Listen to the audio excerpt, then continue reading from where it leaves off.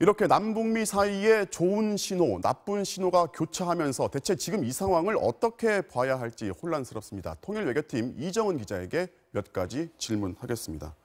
오늘 나온 백악관 메시지를 보면요. 지금 싱가포르 북미 정상회담 이전으로 돌아갔다. 이렇게까지 볼 상황은 아닌 거죠. 네, 한미 군사훈련 재개 여부가 어제 오늘 뜨거운 이슈였잖아요. 그런데 6.12 북미 정상회담 직후에 트럼프 대통령이 직접 했던 기자회견 내용을 보면은 돈이 많이 드는 워게임, 그러니까 도발적인 군사훈련 하지 않겠다라고 말했었습니다. 네. 그리고 오늘 나온 백악관 성명도 같은 내용입니다. 그러니까 싱가포르 이전으로 간 게 아니라 변함이 없다고 봐야 될 것 같습니다. 그리고 백악관은 언제든 마음 먹으면 훈련을 더 크게 할 수도 있다라고도 했는데요.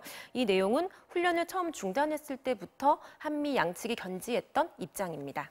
자, 그런데 철도 점검이나 남북 공동 연락 사무소를 놓고서 미국이 이게 대북 제재 상황에 맞지 않다는 건데 실제로 이게 제재 위반 소지가 있는 겁니까? 아니면 지금 속도를 문제 삼는 겁니까?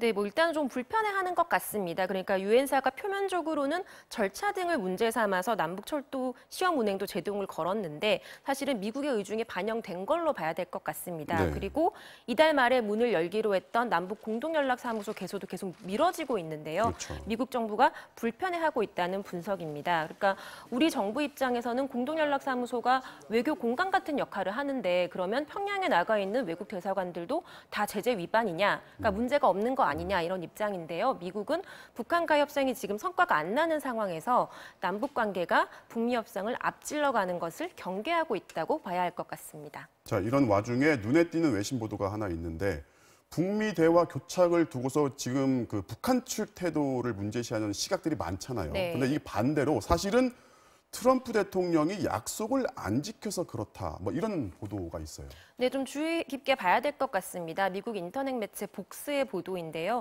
그 북미 협상 관련해서 몇 차례 의미 있는 보도를 했던 매체입니다. 그러니까 여러 명의 정통한 소식통들에게 취재를 했는데 트럼프 대통령이 북미 정상회담 때 곧 종전선언을 하겠다라고 김정은 위원장에게 약속을 했다는 겁니다. 그리고 백악관을 방문한 김영철 통일정선부장에게도 같은 약속을 했다는 거거든요. 네. 그러니까 북한 입장에서는 좀 기대를 걸어볼 만하다 그런 상황이었다는 겁니다. 그런데 막상 실무 협상에 들어갔더니 북한이 먼저 비핵화해라, 핵무기를 폐기해야 종전선언을 할 수 있다라고 입장을 바꿨다는 거죠.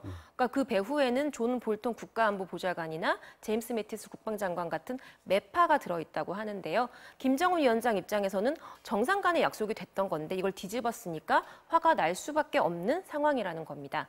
그 최근에 폼페이오 장관 방북이 취소되면서 그 책임이 북한이 보낸 편지 탓이다. 이런 북한 책임론만 부각이 되어 왔었는데 네. 미국의 약속 불이행도 원인일 수 있다는 내용을 주목해 봐야 할 것 같습니다. 네.